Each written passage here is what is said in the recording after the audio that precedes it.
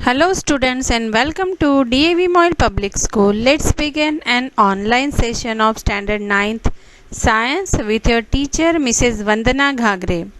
Dear students, today in the lesson motion we will see uniform circular motion, the last topic of this lesson, uniform circular motion.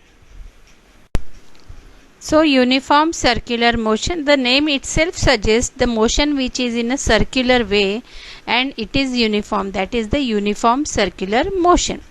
When the velocity of an object changes, we say that object is accelerating. Means if there is a change in velocity, we used to say the object is accelerated motion.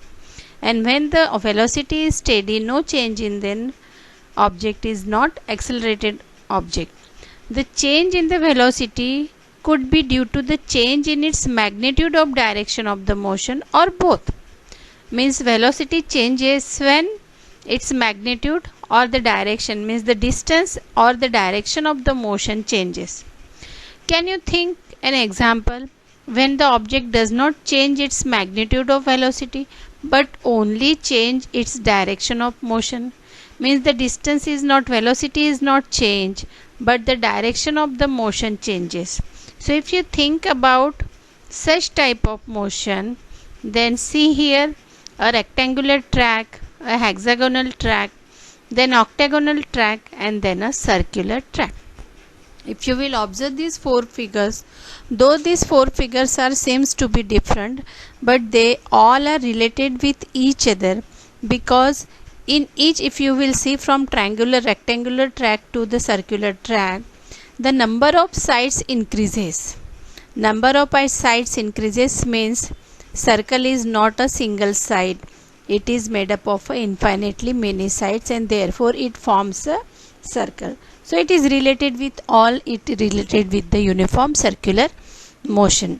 So the motion of an athlete along the closed tracks of different shapes. So this shows the motion of the athlete which is running along these different tracks of different shapes. This is a very simple example to understand you what is the uniform circular motion. A very simple example. See here. The motion of a body along a closed path, as the path is now closed, it is not on the road, shows the path of an athlete along a rectangular track A, B, C, D. So first consider the rectangular track. Let us assume that the athlete runs at a uniform speed on the straight parts AB, BC, CD and DA of the track. Now in order to keep himself on the track and with the speed, he quickly changes his speed at the corners, because with the same speed he is unable to run with the corners. So at the corner he has to quickly change his speed. Now how many times will the athlete have to change his direction of the motion in a rectangular track? Naturally, he completes one round, and it is clear that to move a rectangular track once, he has to change his direction of motion how many times? 4 times at the 4 corners. Now suppose instead of rectangular track, now we will increase the number of sides, so we will take the hexagonal shaped path, that is A, B, C, D, E, F and again A, as shown in the figure. Now in this situation, the athlete will have to change his direction how many times? As the corners are 6, so he has to run at a uniform speed on a straight path. But in order to keep himself on the track, he quickly changes his speed in 6 times at the corners of the hexagonal track while he completes one round. And what if the number of sides increases in each of the circular track? So here is the regular octagonal shaped track. So in that rectangular octagonal shaped track, how many times he will change the direction of the speed? 8 times, because how many corners are there? 8 corners. So like this, if we will increase the number of sides on each and every increase in the number of sides, that many times the athlete have to change the direction of the motion. As the number of sides of the track increases, the athlete has to take turns more and more often. What would happen to the shape of the track as we go on increasing the number of sides indefinitely? Naturally, that automatically track will convert into a circle. Means infinitely many times the athlete have to turn the direction, change the direction while running in the uniform circular motion.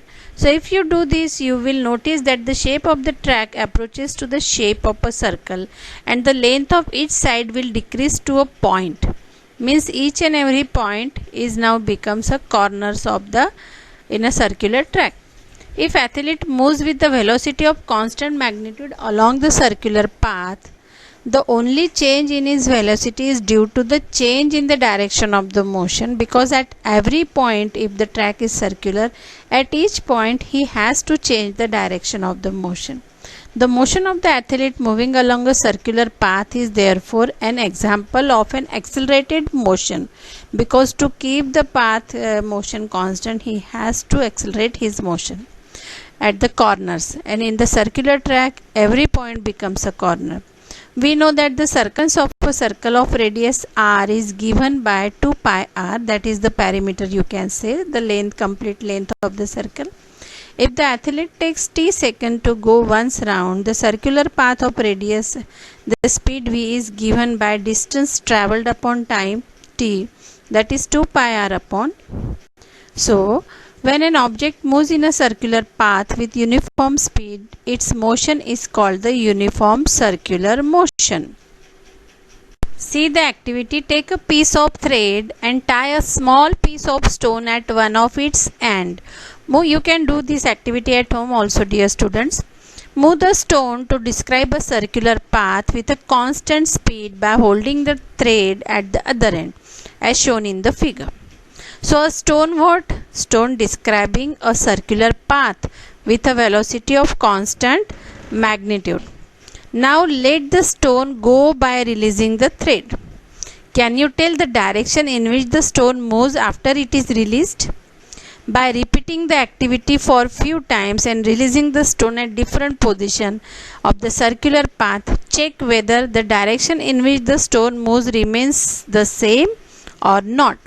If you carefully note, on being released, the stone moves along a straight line tangential to the circular path. This is because once the stone is released, it continues to move along the direction it has been moving at a constant and that instant. This shows that the direction of the motion changed at every point when the stone was moving along the circular path. So when we release thread, it goes along a straight path. When an athlete throws a hammer on discus in a sports meet, he or she holds the hammer or discus in her hand, gives it a circular motion by rotating her own body. Once released in the desired direction, the hammer or discus moves in the direction in which it was moving at the same time it was released, just like the piece of the stone in the activity described above. So there are more familiar examples of the objects moving under uniform circular motion, such as the motion of the moon and the earth, a satellite in a circular orbit around the earth, a cyclist on a circular track at a constant speed, and many more. Different examples are there in our daily life, in real life situation, which are related with the uniform circular motion. This is all about the uniform circular motion. And now, dear student, this is the summarized lesson of the motion. Up till now, what we have learnt is given here in the point wise. Motion is what? Motion is a change of position, and it can be described in terms of distance, mood, or the displacement. Now you are aware what is the difference between distance and the displacement. The motion of an object could be uniform or non-uniform depending on whether it is the velocity is constant or changing. The speed of an object is the distance covered per unit time, and velocity is nothing but the displacement per unit time. This is the difference between speed and velocity, because velocity means the direction and speed is the without direction. The acceleration of an object is the change in the velocity per unit time. Uniform and non-uniform motions of the objects can be shown through the graph. You all are aware what is how to represent the uniform and non-uniform motions on the graph, that is graphical representation of the uniform and non-uniform motion. The motion of an object moving at uniform acceleration can be described with the help of the three formulas, namely v is equal to u plus at, s equals to ut plus half at square, and twice as equals to v square minus u square. This third equation we can derive from the first two equations, where what is u? U is the initial velocity, v is the final velocity which moves with the uniform acceleration a for time t, and s is the distance is traveled in time t. Now what is the uniform circular motion? If an object moves in a circular path with uniform speed, its motion is called the uniform circular motion. So this is all about the lesson, 8th lesson, that is motion. So here is an assignment which is based on the complete lesson. You can solve this with the use of different formulas which are here in the lesson, same lesson. See, an athlete completes one round of a circular track of diameter. Just now we have seen what will be the distance covered in the displacement at the end of 2 minutes 20 seconds. So what you have to do here, you have to convert that 2 minutes into seconds and solve. Try to solve it. In the second question, you have to calculate the average speed and velocities in the jogging.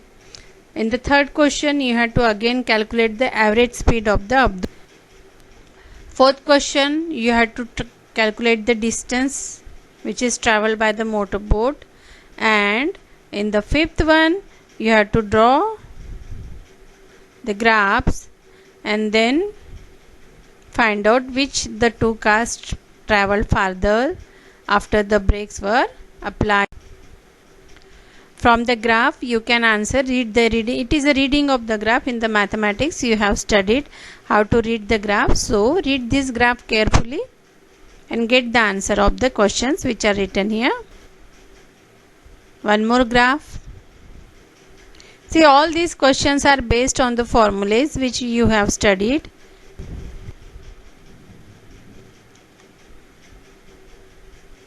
So this is also the questions which are based on the, you have to give the possible situation from the real life situation, and then here you have to calculate the speed.